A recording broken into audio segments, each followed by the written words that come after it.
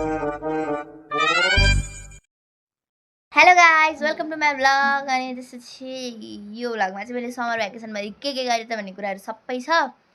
अनि त्यसपछि त्यही सबै नै छ होला, अब कुनै कुरा नहोला। हामी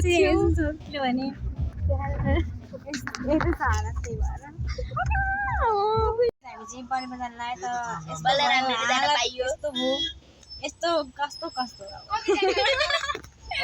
के भन्ने हाल्ने कि गाह्रो भएर पनौतीमा यो पनौतीबाट गाली खाली हो, गाडी खाली हो, कस्तो खाली हो। अब हामी जान्छौँ अनि म त मान्छे पुरै बनाउनु मिलेन, त्यही भएर अहिले हामी बनाउला।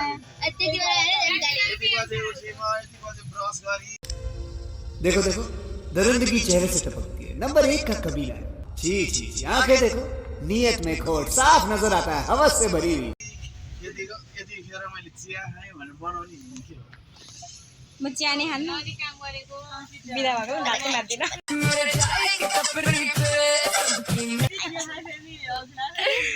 बिदा भएको दाँत मार्दिन भनेको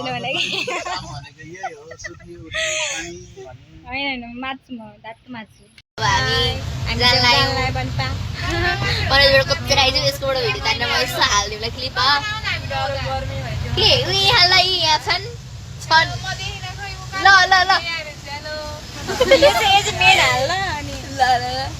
मालूम है तेरे बाप को मत सिखा चल। अनि त्यसपछि यसकोबाट तानेर हामी अहिले पनौतीसम्म चाहिँ कसरी आइपुग्यो भनेर देखाउँछौँ न।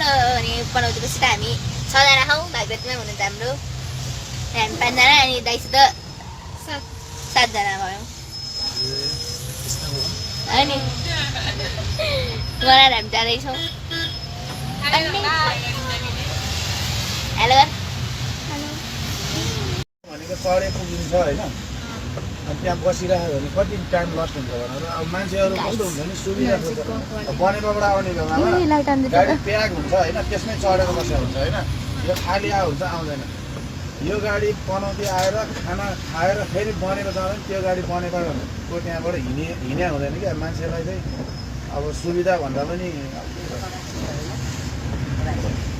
अलिकति एकछिन गाह्रो भएर आफू चाँडो पुगिन्छ भने कोही जाँदैन त।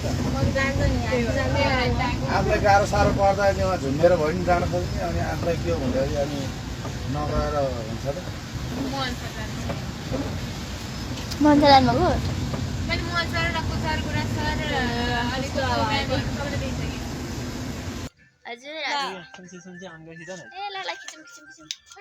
फोटो खिच्ने फोटो चागै त्यो त्यहाँलाई चाहिँ त्यो चिकन हामी जानुभयो। अनि यिनीहरू दिदीले चाहिँ खाइसके त्यही हो यता लाग्यो।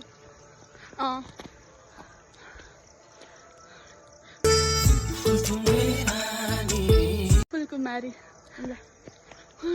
गाइस कम्ता गाह्रो भएको छैन हामीलाई उकालो चढ्न होइन। हामी यो पुसादेखि बसा मान्छेलाई नदेखा जा, एकदमै गाह्रो छ। खुट्टा दुखिसक्यो मेरो। चप्पल साटौँ न एकछिन होइन। कति आनन्द होला चप्पल। घाउ भएर चप्पल साटेको अवस्था रहेछ, चप्पलै नदेखेला फेरि। ल हामी चाहिँ अब आदित्यधामको हल्का हल्का नजिक आइसकेका छौँ। अलिअलि आवाज पनि सुनिन्छ। हामी चाहिँ पसिना काट्दै बल्ल तल्ल आइपुगेका छौँ।